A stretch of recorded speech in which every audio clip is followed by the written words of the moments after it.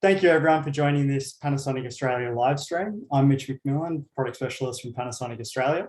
And today we're joined by Ewan and Shelley, Iron Chef Shelley and Ewan Bell. Throughout the stream, if you have any questions, please leave them in the chat. We will have a live presentation and also a live demo running through some of the photography. And I'd also like to remind you of a competition that we're currently running with Shelley on her blog. And it's a chance to win a Lumix G9 and also a convection oven. So worth $2,500. I'd like to introduce you guys to Shelley. Shelley's been developing some absolutely amazing recipes for the Ideas Kitchen, which is available at theideaskitchen.com.au. And welcome. Thank you, Shelley. Thanks, Mitch. Good to be here. Okay, so just wanted to have a chat and ask you some questions and get you introduced to the audience so everyone can hear from you. So, Shelley, so how did your food journey start? Did you start off cooking professionally? Like, did you start styling, photography? Basically about 14 years ago, I decided that I needed to learn how to cook for when I moved out of home. So I just sort of had a bunch of recipe books that I wanted to try recipes from. So one night a week when I was living at home, I'd pick a recipe, cook it up, take some photos and put it on my blog. Didn't really know what a blog was, but it was just a sort of online journal recipe index for me to reference when I moved out. Noticed that other people were doing the same sort of thing and their photography was a whole lot better than mine. So, got my first DSLR a few years after I'd started and sort of read up online and taught myself from there. Yeah, wow. I guess it's a bit of a different journey from a lot of people now starting on Instagram and that sort of stuff, cooking at home and trying to sort of develop your style, I think is something that you started off with, and learning. Yeah, I mean, I quite liked Donna Hayes' minimal style, so I would try to replicate that.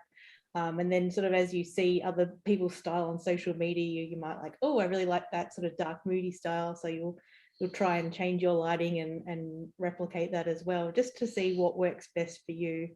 I think the editing and processing also has a lot to do with that as well. And Ewan, how did you start capturing food and what was your journey there? You've obviously got a lot of different things that you photograph and travel is obviously one of them. And yeah, how did you start?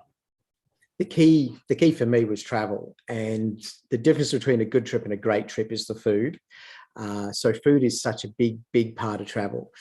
And I don't think I really got good at shooting food until I met Shelley. Like I think that really took my game up because we met because I hired her to do some styling for me. Because I used to do lots of shoots for wineries and we still do for a couple of wineries. And we would go there and we would shoot the wine and shoot the food and the context, and having Shelley on there to show me how to style things made all my work look better. Yeah, wow. So today we're going to be going through, I guess, your you've got a big normal workshop that you guys do where you sort of delve into it over multiple days, but we've only got an hour to discuss, and I guess you guys wanted to do a chopped out version but still give the most important part. So how have you guys structured this for us today?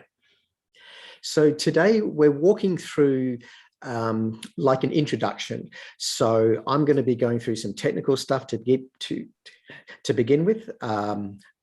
Going to be talking about light and lenses. Then we'll talk about some of the more creative stuff, which is the composition and styling. And once I'm done talking, Shelley's going to do some hands-on. She's got some really lovely cupcakes that we did the recipe for the Ideas Kitchen a couple of weeks back. And we're going to be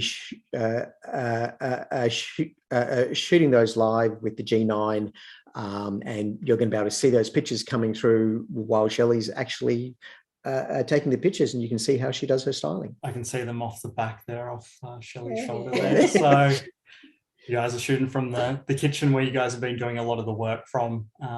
And yeah, it's been looking great. So plenty of recipes and yeah, let's get into it, I guess. All right, well, let me find the right presentation. There we go, almost in the right spot. Excuse me. Okay, so we're going to be talking about the art of food photography. And as I hinted at before, the most important thing is light. If you've got light, you can get a shot. You'll always be able to get something good if you've got good light. And it's something that people get caught up on because they feel that even if they don't have good light, they can get some good shots anyway. And that's not a good way to start. If you don't have good light, you should stop and you should get your light sorted out. Okay, so if the light's not right, stop. And what is good light? Well, that depends on what you want to achieve. And it depends on your skills with editing. The better you are with editing, guess the more flexibility you have with what light is going to work for you. And it depends on the style that you want to aim for too. And it depends on the dynamic range of your camera. This is a really big deal because cameras get better and better and better. And the more dynamic range with your camera, the more you can pull back in terms of highlights and shadows and things like that. So good light is all about controlling contrast. So if you've got too much contrast, that can make life difficult. If you don't have enough, it makes life dull. And we're trying to find that sweet spot in the middle. So we want lots of light, and generally speaking, we want it soft. We don't want too much. So the mantra that we have is soft, abundant, and angled. That's our idea of good light. That's our starting point. We like to start off soft because you can always tip in a little bit of contrast if you need it. And it gives you room to be creative. Okay, so here we're looking at a particular kitchen. It's a cooking school down in Tasmania called Agrarian Kitchen. Wonderful people, really lovely place to shoot and work, and a great place just to learn to cook. And it's an old schoolhouse. It's got those really tall glass windows, and that light is on the shady side of the building.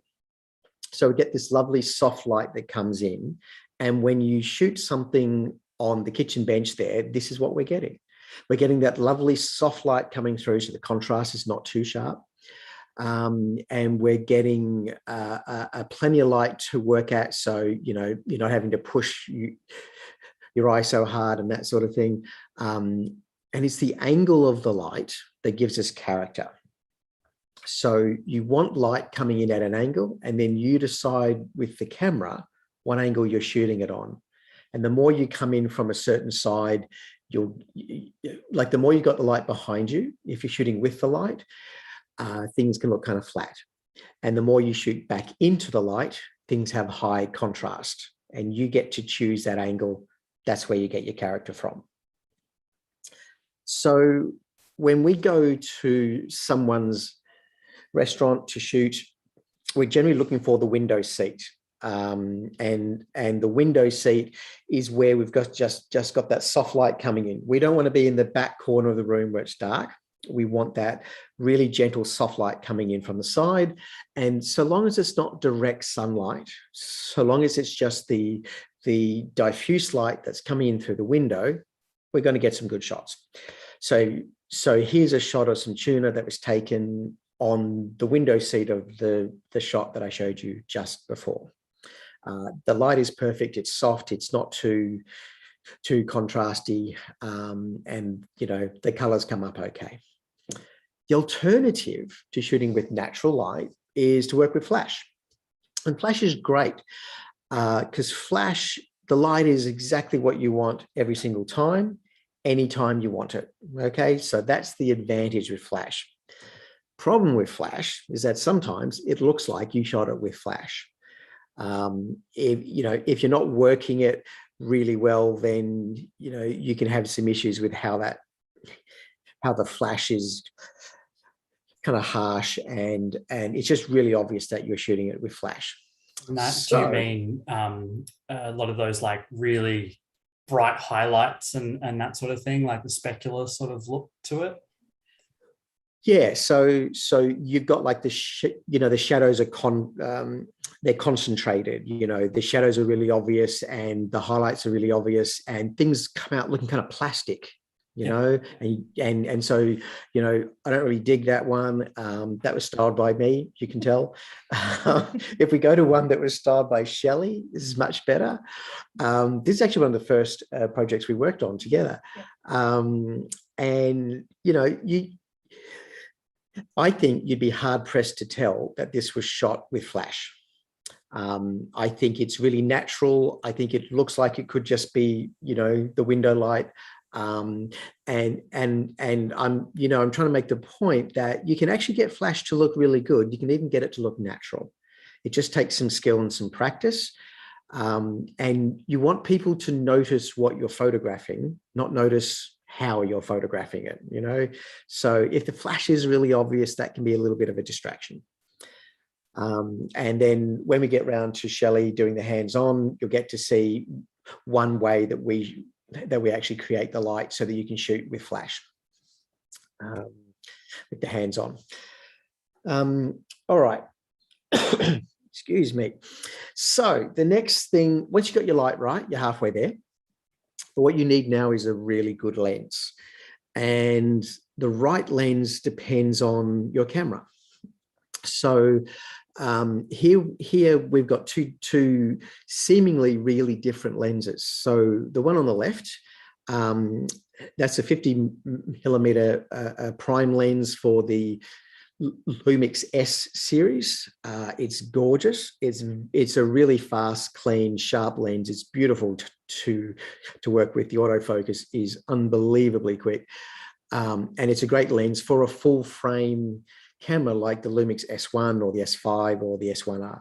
And it's a big lens, because it's a larger camera system and it gives you beautiful pictures. The one on the right gives you the same field of view, but it's a 25mm lens for the Micro Four Thirds. So when you've got a smaller camera system, you need a wider lens to get your 50mm perspective. Okay, and this is always the hardest thing to deal with on the technical side, is just getting your lens right and getting the right lens to match your camera. So if you're shooting with a G9, the 25mm gives you a 50mm perspective. So we tend to talk in terms of 50mm, and that's why. And you and 50mm, do you use those quite commonly for your food photography? And Shelley? I use it exclusively for food photography. Yeah. You sometimes maybe go with a 35, just depending on the scene, but 50mm is pretty much what I stick with. Yeah, 50mm is the home base. And one of the reasons for that is because you get access to shallow depth of field. So there are two reasons that you want a 50mm and a prime. One of them is that a 50mm is not too wide that it's hard to control the scene, and it's not too long that you need to be standing back against the wall to get a shot. So it's kind of in the sweet spot, and it gives you a field of view that matches your eyes. So things look really natural with the 50mm. It's a really good perspective to shoot with. But the other reason is the shallow depth of field. If you're shooting with a 50mm prime, and so the prime lens just means it only does a single focal length, as opposed to a zoom, which will move through a range of focal lengths. So a prime lens just does one length. And when you build a prime lens, it's easier to make it so that you can get a shallower depth of field and you can get a smaller aperture. Okay, and so a low f-stop means a low depth of field. That's the way that we like to think of it. So most of the pictures you're seeing tonight were shot at f2. That's kind of the sweet spot for a 50mm lens for us. And at f2, just like the picture that you can see here, your subject is sharp and everything else in the background just goes creamy and soft. And we love that. We really love that. And so you're using depth of field to, I guess, draw out your subject and the focal point. That's right. So it's part of your composition. It's a compositional tool. So if everything the shot is sharp, so you were to shoot that at f8 or f16, something crazy like that, then everything would be sharp. and you wouldn't know where to look at. So your eye doesn't know where to land. So by making it at f2 and it's, you know, it's clear and sharp, one thing in the picture is sharp and your eye goes to that point. And, you know, here it's the mushrooms on the top of the soba noodles, which is a delicious dish, by the way. Thank you, Shelley. And so you use the shallow depth of field to bring you in to the hero of the subject. And we'll talk more about that when we get to composition. There is kind of a downside to working with that shallow depth of field. You need precision focus. Okay, so you need to tell the camera where you want the focus to land. I know that when we first actually start to embark on photography and you let the autofocus drive the camera and it picks where it's going to actually hit. We don't do that. We use the area focus, which is, you know, the square with that. You can change the size of that square, make it big or make it small. We use that area focus and we set that to match what we're trying to actually shoot. So in this case, we've got some fish soup, a fiskessuppe, this particular one. And if the zone is too big, we're going to catch the edge of the bowl. And so we just need to scale it in so that we're being really, really precise. So you may need to change the size of that zone depending on how you're shooting, but generally there's a fairly small zone that's going to work for most of what you're doing. And sometimes if you make that zone too small, or if you just use a tiny single point, then you don't always get a point of contrast, and that's making it hard. And so the camera won't always actually get what you're looking for if your zone is too small. So you're trying to find that point where you can instruct the camera, this is where I want the focus to land, so that you are in control of what is going to be sharp. And Shelley, just a question on the styling, just on images like this. So you're really trying to layer elements throughout the image and stuff. So you've got stuff in the foreground and background. Is that correct? Yeah. You'll notice with this particular image, we've gone and repeated a lot of the dishes, and we like that element when we're styling as well, just to say, hey, there's not just one bowl of soup, there's many. Here's a nice spread for a crowd to come in and just pick up a bowl and walk away. We like to tell the story. You've got the drink glass in the corner there, little Tabasco up the top. You might not see everything in focus, but you kind of know what it is, and people's brain just connects the dots. Yeah. Excellent. I think we're at the end of the technical bit now, where we're going to talk about RAW. We shoot everything RAW because these cameras they capture so much. They capture an amazing amount of information every time you press the shutter. And we don't want to throw that away. We don't want to just work with JPEGs. JPEGs is showing you just a hint of what that camera can do. So to get the most out of the dynamic range that the camera actually has, you want to shoot RAW. RAW also gives you lots of creative options. And that's something that I think people tend to overlook. When they think about RAW, they think it's hard work. We don't find it hard work. We use Capture One, that's our tool, but you could use Lightroom as well. But the key thing is you want to have control over what that final image is. We work with that RAW file. It's half the work. The capturing is only half the work. The other half of it is actually processing. Shelley spent a lot of time with her client photos this week processing them.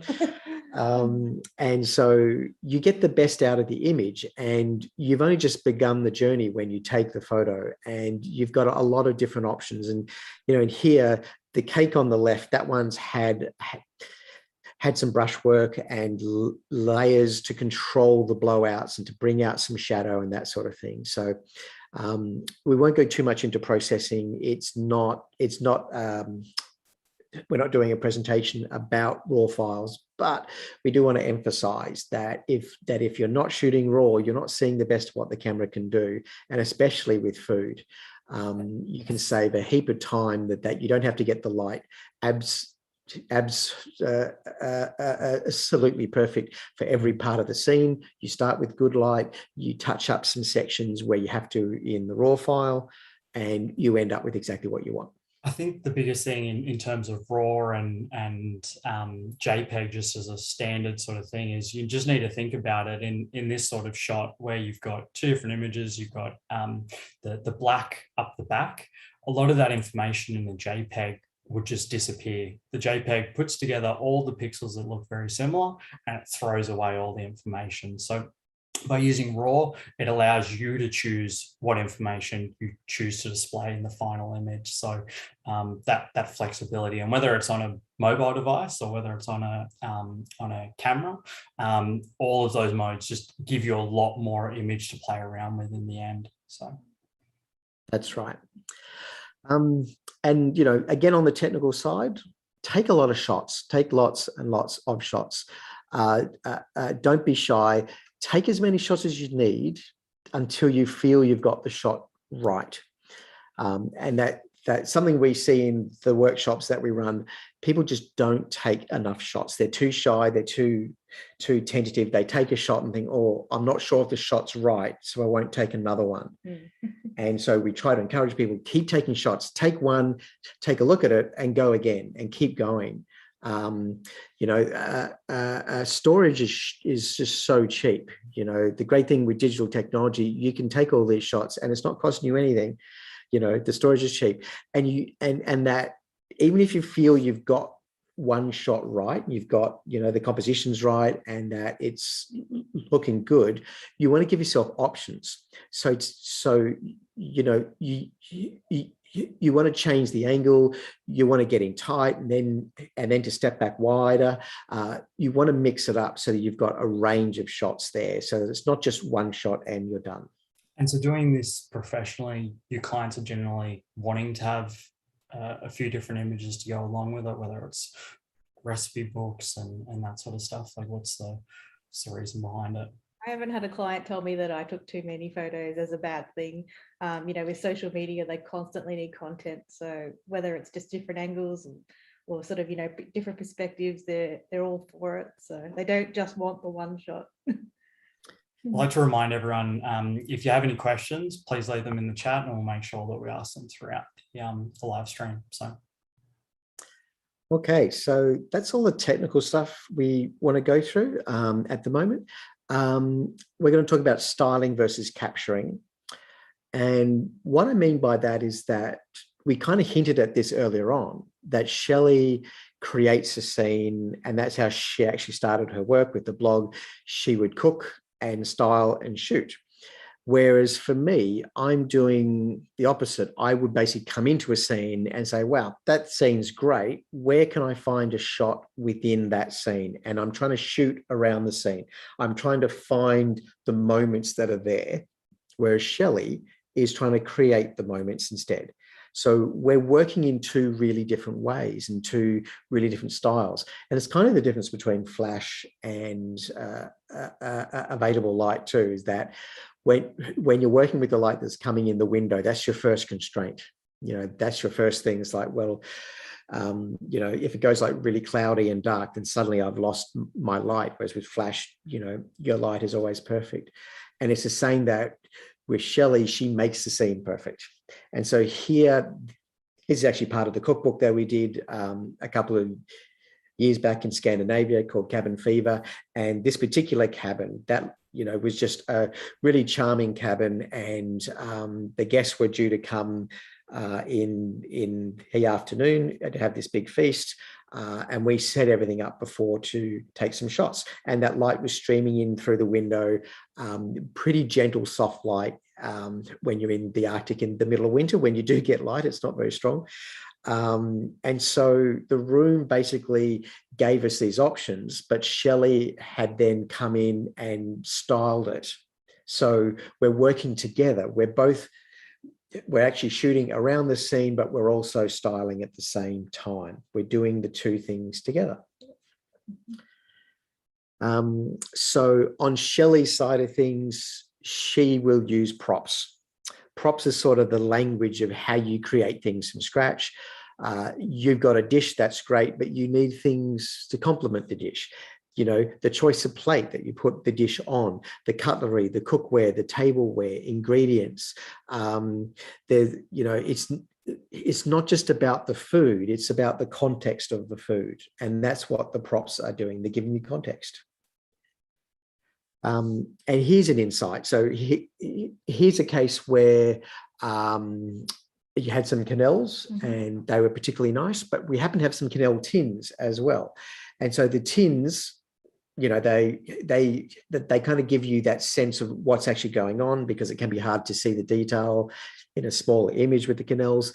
And then the scalloping of the teacup actually complements with the scalloping of the quenelles, and it all just starts to tie in. So, you know, that's a really, really simple kind of styled scene, but it is still styled, and all of the styling comes from the props. Yeah. Let's talk a little bit about color in terms of styling. One of the things that Shelley does really well is that she will use a restrained color palette. She's trying to simplify that palette. So here we've got the browns, the grays, and a little bit of blue. And because there's just a little bit of blue, the blueberries kind of stand out in the scene a bit, because that's the only blue that's in it. It's the only other color. And so the color is really driving this scene. And it wouldn't work as well if you had like the chaos of like some salad and some capsicums and, you know, some carrots and all these other colors in there. It would start to get a little bit chaotic. And instead, the blueberries really stand out in this scene, even though the colors are very gentle and very subtle. And people are props as well. People are great props. This one's Shelley, and she's our prop. That was a cinnamon raspberry braid. Sorry. So again, this is Scandinavia. This is in Sweden, and so Shelley here is the best possible prop, but she's also wearing the apron, and the apron has that blue lines that complement the teacups. And we got the apron and the teacups from the Red Cross that was in town there too. That was a good shop there. That was like $3 worth of props there, I think. So props don't have to cost heaps. Do you guys end up with a whole bunch of props laying around the house? You have no idea. We have a prop wall, and it's actually smaller than the wall than when I met Shelley, and that's just because, you know, we don't have that much space here. But I would like it if we had like twice the space, so that Shelley doesn't have to turn over things and clear them out quite as often as she does. But you do clear things through, and you know, you change your style, right? Yeah. You know, you got to evolve with the times. So that's what I do. Like, I don't think, did we bring any of the teacups back from Sweden? Some of them broke in transit, but we have a couple. Yeah. Yeah. So, you know, we don't get to keep all of the props, and some things are only temporary, and then they go back to the op shop. You know, so they're a great place for props. Let's talk about composition before we get on to actual strawberry cupcakes. Variety. I hinted at this before. I hinted about the variety and how we want to make sure we're not just taking one shot. We want a range of shots. And it's partly because you might want to use them for different purposes, but also, you know, that you don't know exactly which one that you're going to use. But if you're putting a collection of things together, this is when it really counts. And this is a problem if you're trying to do a layout for your publication. It's a problem for your website. It's a problem if you're simply curating a feed for your social media. You want to have a little bit of variety, so that when the images are all put into one kind of collection, or that they're on your feed in one flow, that you get a bit of variety, that you know, that they hit a couple of different ways to see the same scene. So, you know, just a quick question, just back to the other conversation around props and that sort of stuff. Like, obviously you've got a lot of different props that you've got in this particular these particular set of images. How do you go about finding them? Do you have any tips on where to find them? Well, I started off just going to a whole bunch of op shops. even places just like Kmart and Target, they have great selection of plates for cheap. Now that I've sort of got my collection there, I've reached out and I buy from sort of local ceramicists. I might go to Etsy and see what's on there. I have commissioned a few pieces from local ceramicists if I need certain pieces. So it's just about, getting out there and looking and finding. And I guess you can either go out there with an intention of what you want to buy, or just go out there and find things that you like, and then you'll work out a style from there. Yeah, so if you tend to lean into the op shops, that's a cheaper way to do your photography. Yeah. That's a good way to do it. Okay, so we're talking about composition. We're aiming for variety, but rule number one for us is to pick your hero. What is the hero of the shot? And you've got to pick one hero, not two heroes, not three, one. And it's got to be clear to the audience what is the most important thing in your shot. And again, this is where that 50mm really fast lens comes in handy. So here we've got the blueberries. They're shot at f2 because that's kind of our sweet zone, and it looks fantastic. Your eyes keep coming back to the blueberries. You see everything else that's going on. They complement the hero of the shot. This is a shot of blueberries. It's not a shot of the pancake. And it's important that that you don't try to say, but I want everything to be seen. It's like, actually, you don't need everything in one shot to be seen. Save something for the next shot. The next tip when it comes to composition is, where possible, try to get your hero out of the center of the frame. Because if every single shot, your subject is in the center of the frame, again, the variety is going to be a problem. You won't be able to sit them side by side quite so easily. And it's something that Shelley does really well, is that, that slightly quirky things are here are at a slight sort of a tilt. The pan is off to the top left. And it's interesting. It makes a shot really, really interesting, instead of just the pan is in the middle of the shot every single time. Okay, so get out of the center. It really will help. And possibly the most valuable piece, we do this on the workshops and people they get it, they click, they go, oh, okay. Scale is so important for composition. If you're just shooting the dish, everything is the same scale. You shoot the table, not the dish. You got to step back a bit, let the rest of that scene come in. This is the kumquat cake here is actually a pretty big cake. And we want to see some of the rest of the table. And I would call this pretty tight compared to, to how we shoot a lot of the stuff, in fact. So, but the problem that people have is that they don't have enough room where they've set up to shoot. If you're trying to shoot something on a bench that's the size of like your laptop, there's just no scale there. There's no room to step back and bring in a scene. So having room to move, and that's why we turn the whole kitchen into our studio, because we just want as much space as we can get. And so you want room to style, you want room for complexity, you want room to be creative, and the more space you got, you can bring depth into your compositions as well. Inclusive layers are really important, and I put that together with the word inclusive because we have a tendency to try to think about what we want to keep out of our shots instead of thinking about what else can I bring in. And so by trying to turn that around and thinking a little bit differently and think, what else can I bring into the shot? Where are my layers?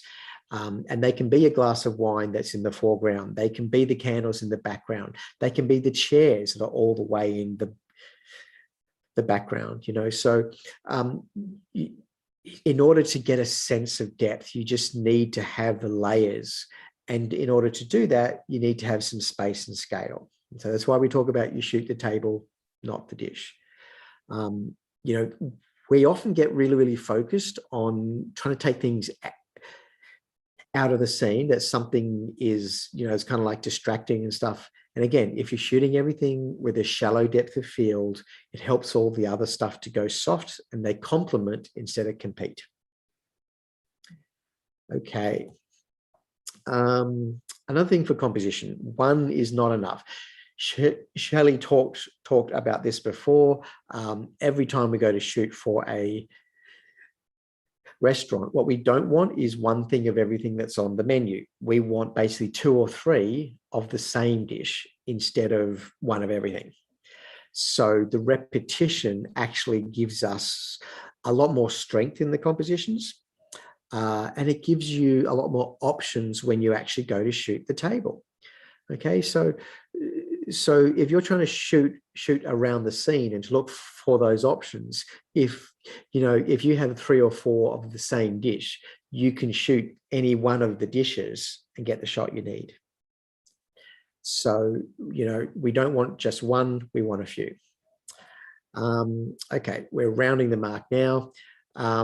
So we like to shoot portrait. Most people don't sort of like turn their camera around enough to do this. We tend to hold a camera landscape instead of tilting it portrait, because that's how we pick up a camera, and that's just sort of like how we think. Cameras are designed for shooting landscape, but I think we see the world in portrait. We see the world as tall because humans are tall, and that we see things in kind of a portrait sense. And also, we're used to seeing things in portrait on our screens, on a magazine, with publications. So we're trained to see things in portrait when we pick up some media. And with portrait, we get a little extra sense of depth. We've got that height in the shot, so we can use that shallow depth of field and really work that sense of depth. And it's easier to get depth out of portrait than out of landscape. Okay, so that's my presentation. And Shelley will be up. There's been a lot in that. I know you guys run your workshops and you do like a 4-day workshop. Those are based in Melbourne, are they? Yes, that's right. So we've got one coming up in May. I think there's 2 spots left on that one. We usually run the food photography one once a year. And we always get some really nice people on that. And it goes for 4 days. And so we really have a chance to dig in and to find out where people have got their strengths, where they need to go, and what they want to do with their photography. Because everyone's on their own journey. It's not just about here's just one way to do it. And so, there's a lot of ways to get it right. And do you touch on like the styling and that sort of stuff in there, Shelley? Yeah, we do a whole bunch of styling, eating, processing. And it's just a group of like-minded people who are willing to spend an hour shooting lunch before we sit down and eat it as well. So. That's right. Just about everything that we eat is cold. Yeah. Yeah, nice. Okay, great. So I think that Shelley is going to be up next. She's going to jump up to the kitchen where the cupcakes have been prepared. And I'm going to give her a chance to actually get over there, and then we'll change over and have a look at that. There she is. So basically with styling, you just want to choose props that are going to make sense to your scene. If you were maybe preparing these cupcakes, you'd want a whole bunch of flour on the bench, your scales, your eggs out, things like that. I've set this up more for like we're having afternoon tea. We're going to sit down and have our afternoon tea. So I haven't got, a whole bunch of flour on the bench and eggs and things like that. So here I've gone with the multiples of things. So I've got a nice big serving plate, a whole bunch of little plates, individual portions. I've got some extra strawberries, just to echo what's going on here. I've kept the colour palette quite restrained as well. So I've got my grey bench top, I've got grey plates. The thing that's really popping is the strawberries and the pinkness. So what I'm going to do is I'm going to shoot some shots here, and you will be able to bring them up on the screen for you guys to see what I'm doing. Some of the things I like to do is like start off really tight and then move my way back. Because it's a prime lens, it's not a zoom. You need to be the zoom yourself. So like your feet, I say to our participants on the workshop, is your zoom. So let's give it a go. So we'll start off with I've chosen this cupcake as my hero. He's the best one I managed to ice. I've got a dodgy one here on the side, so all right. And Shelley, so if people are taking photos with like mobiles and compact cameras and that sort of stuff, do you think best for them to start like zooming the camera in a little bit, going to one of their 3x zoom or that sort of thing, and then start stepping back, the same thing? Yeah, absolutely. Like I've noticed, I've changed phones recently, and I've noticed the default camera on that is a bit of a wide angle, so I have to zoom in 1 or 2 times.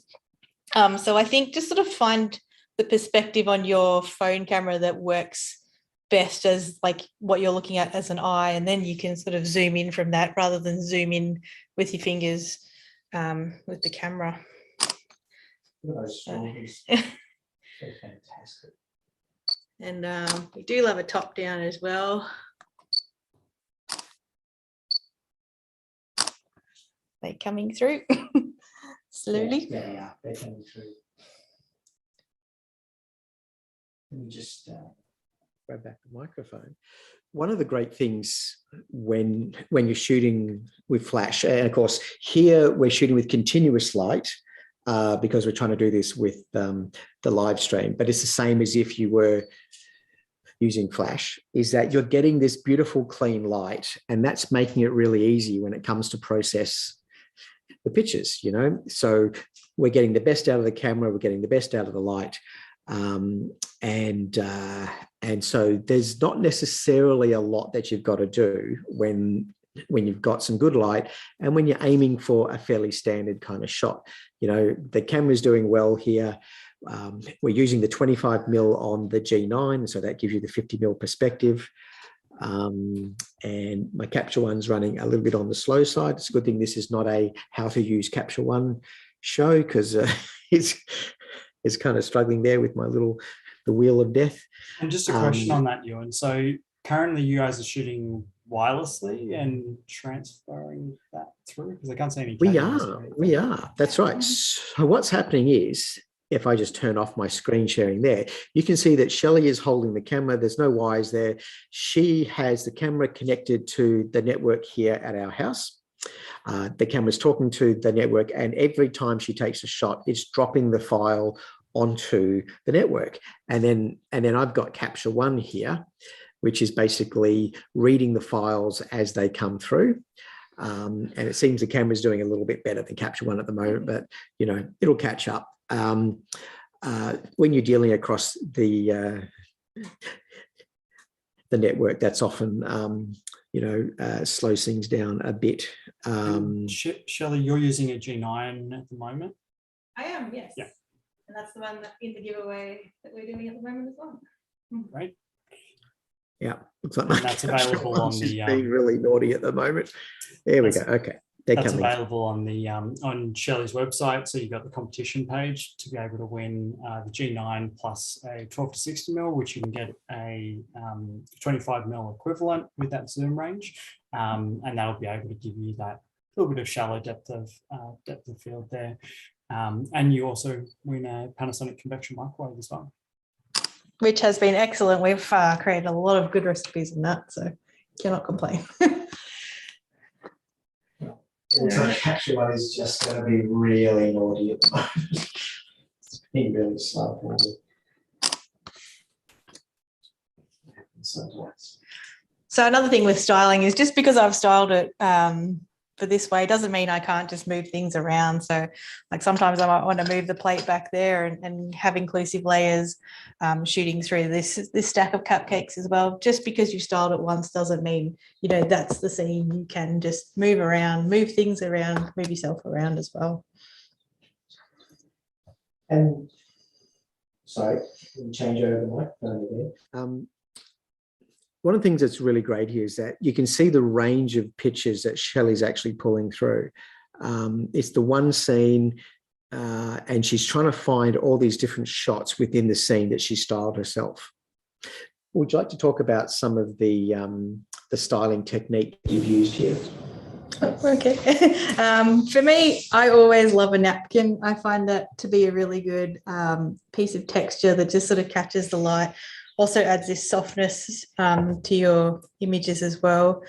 I always like to have a bit of cutlery. It just provides that human element where people feel like they can just dive in and come in and pick up that plate and just start eating. Yeah, I like a good stack of plates here as well, just to indicate that, you know, there is room for more people to come in and have a bite to eat.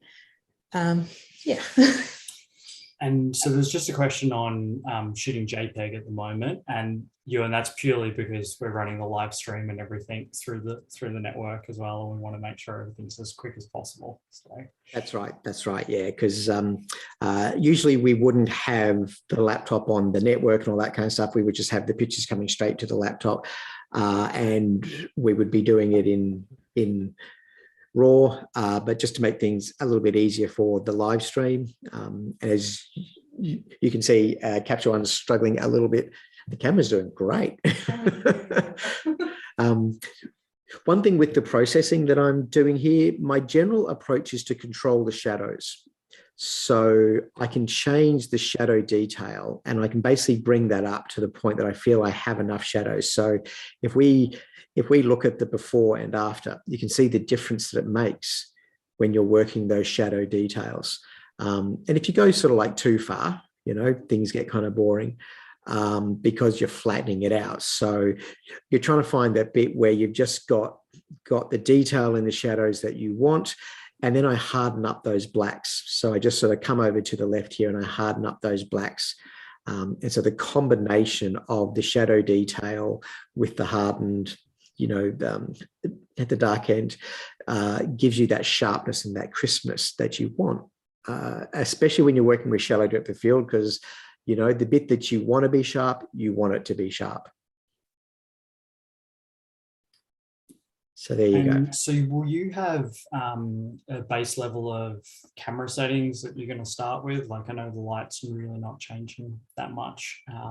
Obviously shooting flash, you're going to have different settings and that sort of stuff. How do you go about when you're starting to shoot? Because we're usually shooting RAW, we don't have to worry so much about that. The RAW file is going to get interpreted by your software when you load it in. So a Capture One will ignore any kind of treatment that you might have put on the camera, so the picture style. Whereas when you're shooting JPEG or if you're shooting video, that becomes a lot more important, you know, so that if you start with something that's very high contrast, that can be kind of a problem. One of the things I do with travel is that often I will have the camera set so that my preview is actually in black and white. So that even though I'm shooting RAW, the camera is showing me the world in black and white. And it helps me to tune into light and dark, you know, that I'm actually tuning into where are the shadows and where are the highlights and what is the light actually doing. Because, you know, when you see things in color, you get kind of caught up in that, and you get kind of caught up in the subject and you're not seeing what the light's actually doing. So I will use the preview in black and white, knowing that the RAW file is, you know, is just going to be the RAW file. The RAW file is not actually black and white. It's got everything in it anyway.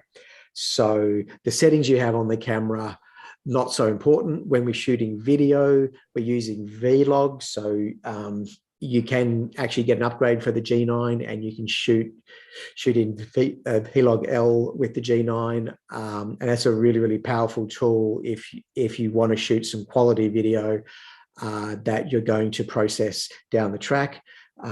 It kind of gives you something a little bit like RAW, kind of gives you a little bit more flexibility because it's capturing some more information, but video is a whole other story. And trying to actually, trying to swap from stills to video, the camera does it a lot more easier than my brain.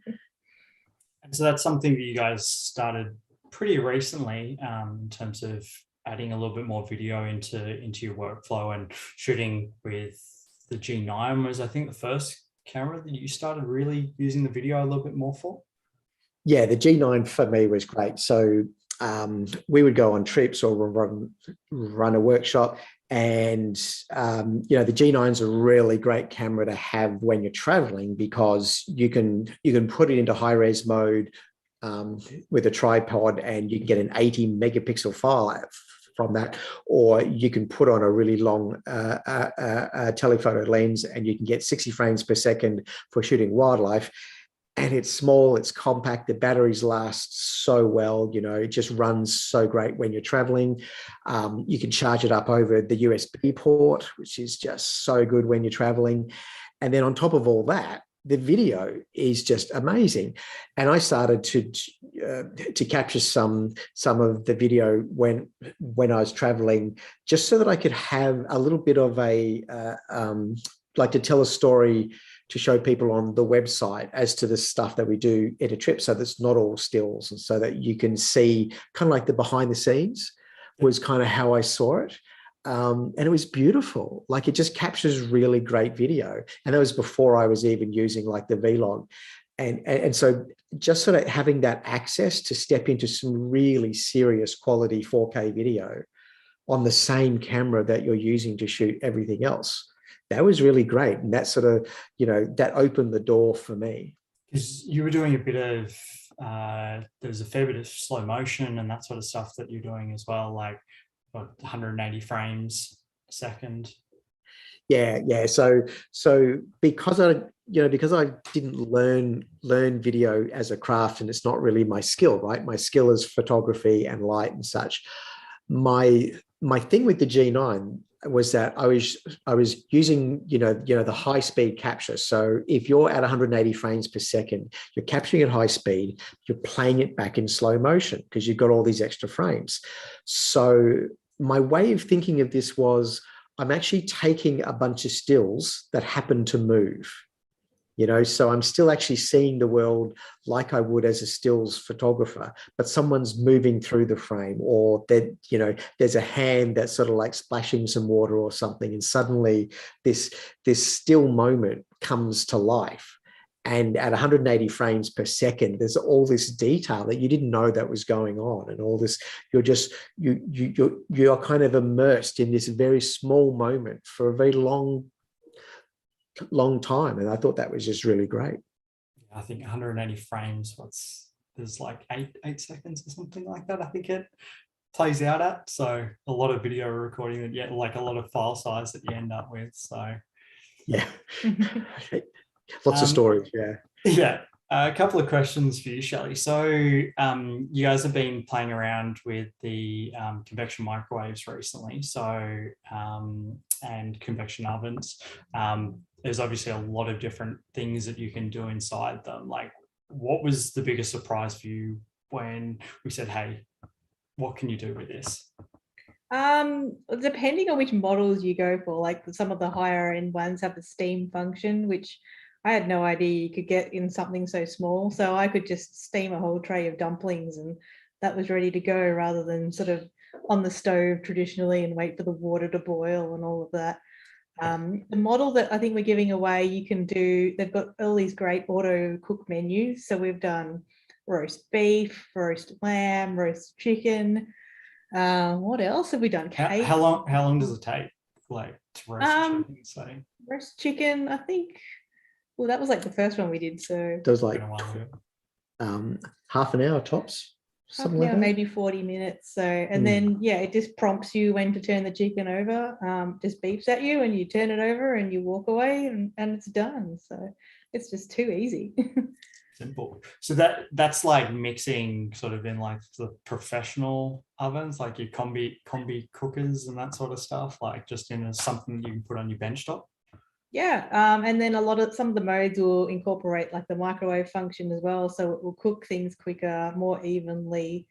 I've been really quite surprised at how good they've been, and because they're so small, they don't take long to heat up as well. Christmas Day was great too, because you basically had another oven in addition to the one that's in the kitchen. So the space that you would normally put the microwave, now you've got a microwave plus a convection plus a grill, you know, or if you get the steamer one, you know, you've got a steamer as well. And so you've suddenly got an extra oven when when you want to make some bread while you're doing the roast and all that kind of stuff. So it's great for entertaining. And a lot of people are sort of on the air fryer craze at the moment too. And an air fryer is actually just a small convection oven. So Yeah. you don't need another appliance. Not another appliance that sits on Yeah. your bench that you don't use all the time. So Exactly. That's yeah. right. That's right. The tidy kitchen. yeah. So question around like, so DSLR to mirrorless and the photography sort of journey and stuff, like what was one of the biggest things that made you guys, I guess, switch in, other than dynamic range and stuff like that, from newer camera technology in general? Like what was the bigger thing, I think, for you guys? Well, I think the moment that Shelley really went, oh, okay, I see why this is great, is when she was doing a shoot for a celebrity who was recording a TV show. And I was just there as, the technical assistant, and being able to capture a whole bunch of beautiful stills while everyone's actually recording the TV broadcast, because it can operate completely silent and in some very crazy light that you wouldn't necessarily use for stills. So, the accuracy of that, the flexibility, and I think that the autofocus is something like it's so fast. Like, a couple of times I've actually done a job where I've gone back to use the older gear, and I just feel like I'm just basically swimming in molasses. Like it's just, everything feels so slow when I use my old gear. So it kind of hurts to go backwards now. And you guys are using, like you were saying, like touch screen and stuff like that to move your focus point and stuff. Yeah. And then the screen that sort of it pops up and you can do your top downs by looking just at the screen rather than getting on a ladder. Don't need a crane. Yeah. A lot of the times people will be like, do you need a milk crate to stand on if I'm at a restaurant? I'm like, no, I'm good. I've got my little flip screen here. So yeah.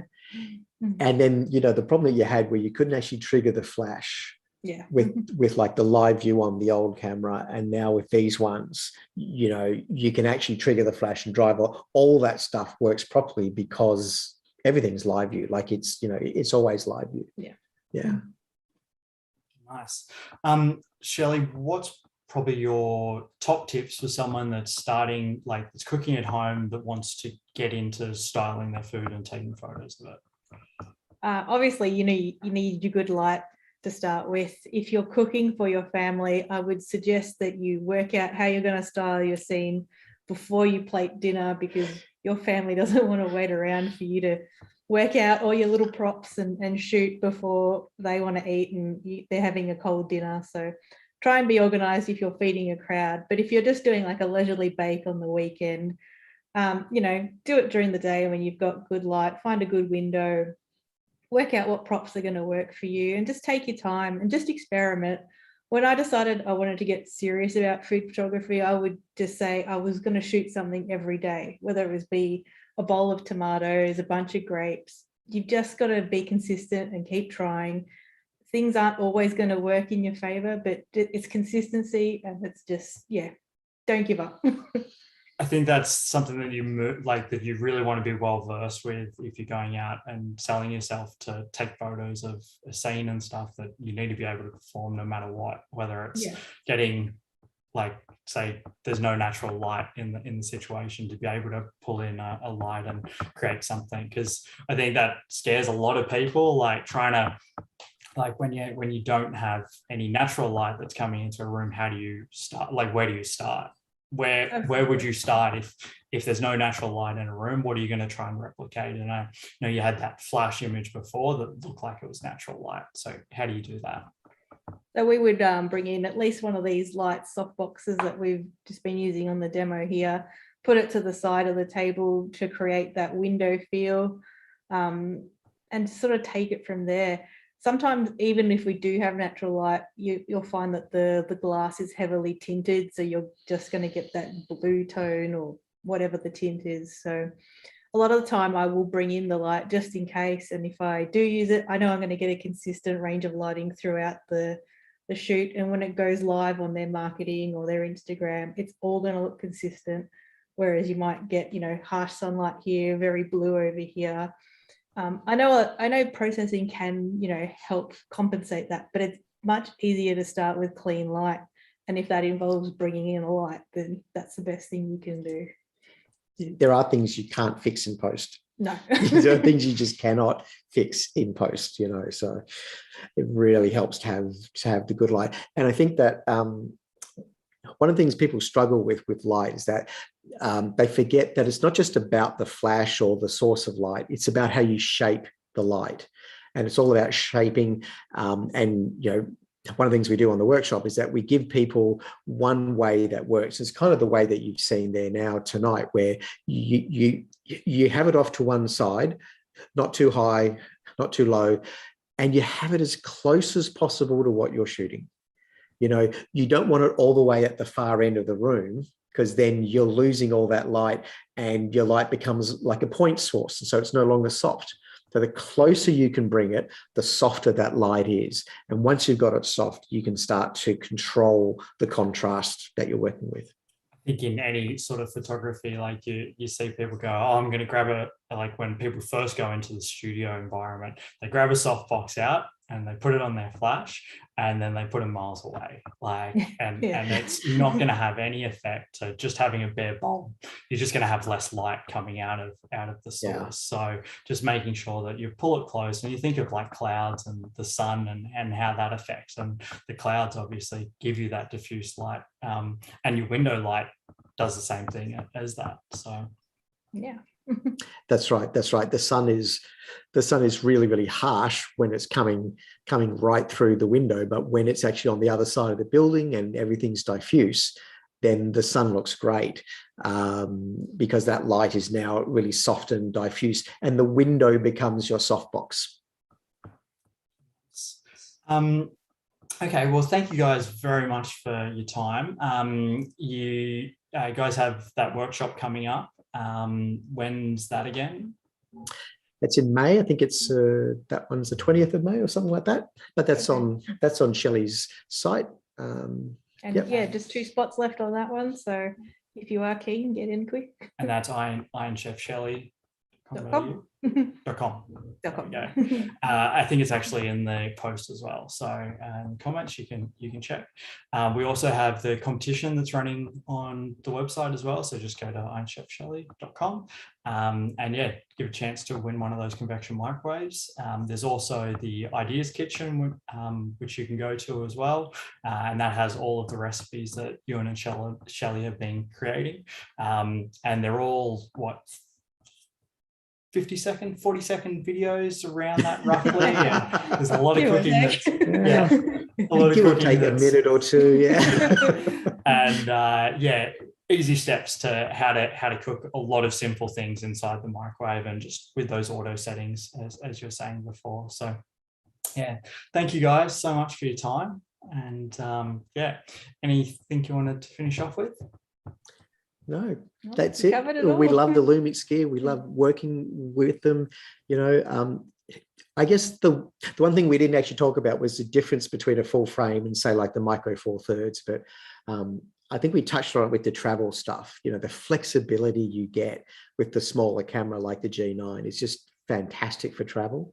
And then in the studio, if you need just like a lot of pixels, something like an the full frame S1R is just a gorgeous camera to shoot with, and to get that, those larger files with a little bit extra dynamic range, so that you've got that flexibility. So, they're 2 really different ways to work with a full frame versus the Micro Four Thirds.